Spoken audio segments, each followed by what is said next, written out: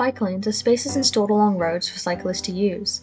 Some see them as a way to promote sustainable transportation and safety, while others argue they create congestion and inaccessibility.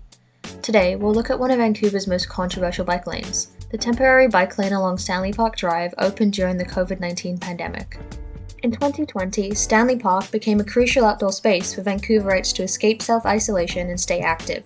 The seawall surrounding the park has always been a popular recreational path, but at the height of the pandemic measures, additional room was needed to accommodate the increase in park use. Stanley Park Drive, a road running through the park, was closed to cars in April 2020 to make room for more cyclists and to encourage locals to spend more time outdoors safely. Although the bike lane was closed in fall 2020, it reopened again for summer 2021, this time with dividers designating just half the road to bikes. The separated bike lane was kept for another year, and then in February 2023, the Parks Board voted to remove it for the following summer. In November, the board will rediscuss whether to close this lane for good or construct a permanent one for 2024. The decision to keep or remove the Stanley Park Drive separated bike lane has become a contentious issue. Many people use Stanley Park for different reasons and with different needs. To understand some of these perspectives and think about who benefits or not from the decisions, we'll hear from three characters representing real experiences.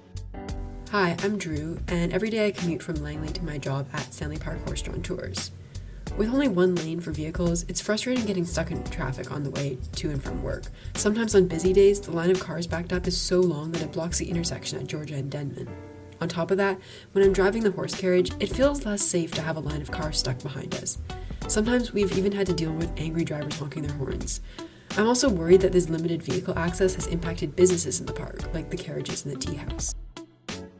My name is Vikram, and I'm part of a weekly cycling club that runs year-round. Every Tuesday night, the club takes a route through Stanley Park, and we typically travel at very high speeds. I'm worried if the bike lane is removed and more cars re-enter the park, there will be lots of traffic on the roads, meaning we will have to find a new route as the road becomes unsafe. As well, on the weekends, I enjoy taking my cargo bike out with my two young kids to ride around, and like that we can travel at a slower pace and not feel pressured by people on other wheels passing the wide bike. I want my kids to be able to learn how to ride their bikes in a place that is safe from cars. Hello, my name is Roberta, and I've been a longtime member of the Stanley Park Ecological Society.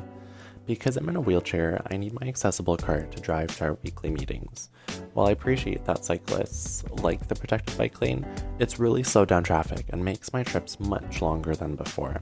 Sometimes I've even had to miss meetings because I knew it would take me really long to get there, and I don't have another way of traveling to the park. The exhaust from idling cars stuck in the single lane hasn't been great either. I just really like both lanes back for cars so that I can get to the park more reliably. Overall, the decision is not limited to these three perspectives, but they help us to consider who is Stanley Park for. The answer should be, well, everyone of course, but keeping or removing the bike lane has both positive and negative impacts on different individuals using the space. The question we must then consider is, whose perspectives have gone into planning Stanley Park and who is left out? This is much more complex to answer. So, what do you think? Should we keep or remove the Stanley Park Drive separated bike lane?